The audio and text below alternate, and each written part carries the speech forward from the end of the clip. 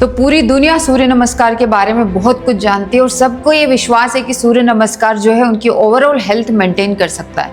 लेकिन आज की वीडियो में सूर्य नमस्कार के बारे में हम ऐसी गहरी बातें जानेंगे और ऐसा गहरा ज्ञान लेंगे जो आपका दृष्टिकोण आपकी प्रैक्टिस के प्रति पूरी तरह बदल देने वाला है। आज की वीडियो में मैं आपको सूर्य नमस्कार के 4 ऐसे एस्पेक्ट बताऊंगी जो उसके इंटीग्रल पार्ट है, यानी कि उनके अलावा, उनके बिना अगर आप करते हो तो आपकी प्रैक्टिस अधूरी है। और इसके अलावा सूर्य नमस्कार का बेस भी हम जानेंगे। तो हम सभी को पता है कि सूर्य नमस्कार हमारी जो पिंगला नाड़ी होती है, हमारे बॉडी में जो एक्टिव फोर्स होता है उसको बैलेंस करता है और साथ ही साथ हमारे अंदर अग्नि को भी बढ़ाता है। सूर्य नमस्कार की प्रैक्टिस आप करें उससे पहले आपको अपने शरीर की रचना समझनी चाहिए।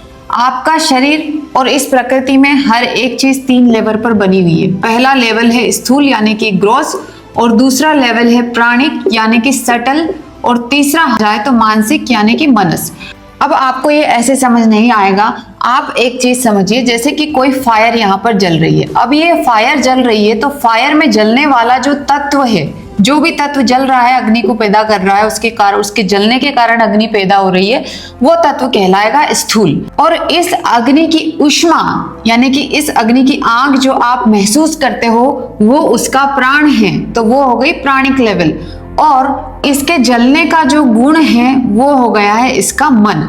तो आपका शरीर भी कुछ ऐसा ही होता है। एक आपकी फिजिकल बॉडी होती है, दूसरा आपके शरीर में बहने वाली ऊर्जा, नाड़ियां, वायु, ये सब तत्व होते हैं, और तीसरा होती है आपकी विल पावर, इंटेंशन या अवेयरनेस, जो भी आप कह लो, अलग अलग वर्ड ले सकते हैं हम इसके लिए। तो जब भी आप सूर्य नमस्कार करते हैं तो सूर्य नमस्कार इन तीनों लेवल पर वर्क करना चाहिए। अगर आप सिर्फ आसन कर रहे हो तो वो आपके सिर्फ फिजिकल लेवल पर वर्क करेगा। अगर आप ब्रीदिंग पर ध्यान नहीं दे रहे हो तो वो आपके प्राणिक लेवल पर वर्क नहीं करेगा। और अगर आप उसके पीछे कुछ भी मेडिटेशन की तरह एक प्रैक्टिस नहीं ले रहे हो, कुछ एक धारणा नहीं ले रहे हो, तो वो सिर्फ इन दोनों लेवल तक सीमित रह जाएगी और आपकी प्रैक्टिस अधूरी रह जाएगी। अब मैं आपको सूर्य नमस्कार के 4 भाग बताती हूँ।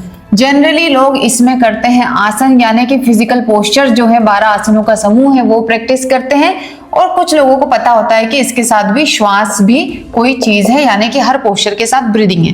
लेकिन इसके अलावा सूर्य नमस्कार के 2 तत्व और हैं, और वो है बीज मंत्र, यानी कि हर एक मूवमेंट के साथ एक बीज मंत्र जुड़ा हुआ है, और दूसरा चक्र की ऊर्जा। अगर आप इन दोनों लेवल को छोड़ देते हैं तो आप इन दोनों लेवल पर वर्क नहीं कर पाएंगे। सूर्य नमस्कार का फायदा आपको सिर्फ 20 से 30% ही मिलने वाला है अगर आप सिर्फ आसनों का अभ्यास करते हैं। अब मैं ये नहीं कह रही हूं कि हर एक बिगिनर लेवल का व्यक्ति इसको कर सकता है, लेकिन अगर आप सही तरीके से प्रैक्टिस करना शुरू करें तो आप इसके सभी फायदे ले सकते हैं और इसको सही तरीके से करना भी सीख सकते हैं। अब अगर इन 12 आसनों के अलावा हम श्वास की बात करें तो 5 से 6 श्वास में आपका एक साइकिल पूरा हो जाना चाहिए। अगर आप 6 श्वास से ज्यादा ब्रीदिंग कर रहे हैं, it means you are not regulating your breathing in your practice. आपकी ब्रीदिंग छूट रही है या फिर फोर्स के साथ कम आ रही है, चल रही है, रुक रही है, इनकंसिस्टेंट है, तो वो आपकी प्रैक्टिस कभी भी पूरी नहीं रहेगी। अब अगर इन 2 तत्वों की मैं बात करूं तो मैं ये नहीं कहूंगी कि कोई भी बिगिनर लेवल का व्यक्ति इन चारों तत्वों को एक साथ प्रैक्टिस कर सकता है, लेकिन आपको शुरुआत सही तरीके से करनी चाहिए। सूर्य नमस्कार में सबसे पहली स्थिति आती है सम स्थिति, जहां पर आप ठीक से खड़े रहना सीखते हैं। जब भी आप सम स्थिति में खड़े रहते हैं तो आपको क्या करना चाहिए, इन चक्रों को पहले अपने अंदर इमेजिन करना चाहिए। अपने मूलाधार से शुरू करें, मूलाधार से मणिपुर पे जाएं, मणिपुर से स्वादिष्ठान तक, स्वादिष्ठान से अनाहत, अनाहत से विशुद्धि और विशुद्धि से आज्ञा। फिर वापस आपको आज्ञा से विशुद्धि, विशुद्धि से अनाहत, अनाहत से मणिपुर, मणिपुर से स्वादिष्ठान और स्वादिष्ठान से मूलाधार।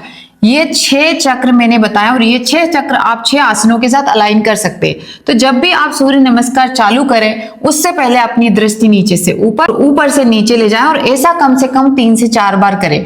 उसके बाद आपको इनके बीज मंत्रों को अपने अंदर रिपीट करना चाहिए, जो कि है ओम मित्राय नमः, ओम रवये नमः, ओम सूर्याय नमः, ओम भानुवे नमः, खगाय नमः। इस तरीके से जो भी 12 मंत्र है उनको आपको मेंटली एक बार रिसाइट कर लेना चाहिए। इसके बाद आपको राइट ब्रीदिंग के साथ सूर्य नमस्कार की प्रैक्टिस शुरू करनी चाहिए और हर एक आसन में right sequence of breathing adopt करना चाहिए। जैसे कि अगर आप हस्तोत्तानासन कर रहे हैं तो आपको श्वास अंदर लेनी चाहिए, पाद हस्तासन कर रहे हैं तो आपको श्वास छोड़नी चाहिए और इन्हीं आसनों के साथ इन चक्रों के भावों को समायोजित करते हुए आपको सूर्य नमस्कार का अभ्यास करना चाहिए। So no one will tell you कि ये 4 पार्ट सूर्य नमस्कार के होते हैं और इस तरीके से आपको पूरी प्रैक्टिस करनी चाहिए। अगर इन चारों को आप मैनेज करते हुए सूर्य नमस्कार करते हैं तो सूर्य नमस्कार आपके लिए एक मूविंग मेडिटेशन बन जाता है, आपके प्राण ऊर्जा को जगाने का माध्यम बन जाता है। यानी कि अब ये ना केवल आपके फिजिकल लेवल पर वर्क करेगा बल्कि प्राणिक और मेंटल लेवल पर भी वर्क करेगा। तो जनरली सूर्य नमस्कार is not only a good warm up, it is not only for flexibility but it is also about your प्राण ऊर्जा एंड मेंटल लेवल। क्योंकि आप कभी भी ज्यादा टाइम अपने आप को नहीं देंगे। अगर आप एक ही प्रैक्टिस अडॉप्ट कर रहे हैं, सूर्य नमस्कार पे ही बिलीव करते हैं, तो उसको अच्छे तरीके से करना सीखिए, क्योंकि एक राइट प्रैक्टिस ही आपके साधना में सही तत्वों का जाल बुनेगी और आपको आगे बढ़ाएगी। So let the movement move your body, let the breath move your mind and let the mind move your soul. This is the final call for this सूर्य नमस्कार क्रिया। इसको एक क्रिया की तरह लीजिए, सिर्फ एक अच्छे वार्म अप की तरह मत लीजिए। अपने मन में इंटरनली अपने चक्रों को, श्वास को, अपनी बॉडी को इन तीनों लेवल पर देखना शुरू कीजिए, तभी आप योगा की कोई भी प्रैक्टिस अच्छे से कर पाएंगे और उसके सही मायने में लाभ ले पाएंगे। अदरवाइज योग को आप पूरी तरीके से कभी अंडरस्टैंड नहीं कर पाएंगे। अगर आपको ये वीडियो पसंद आई है तो कमेंट में मुझे जरूर बताइए आपको इसमें क्या नया जानने को मिला और अगला टॉपिक आप क्या चाहते हैं। धन्यवाद।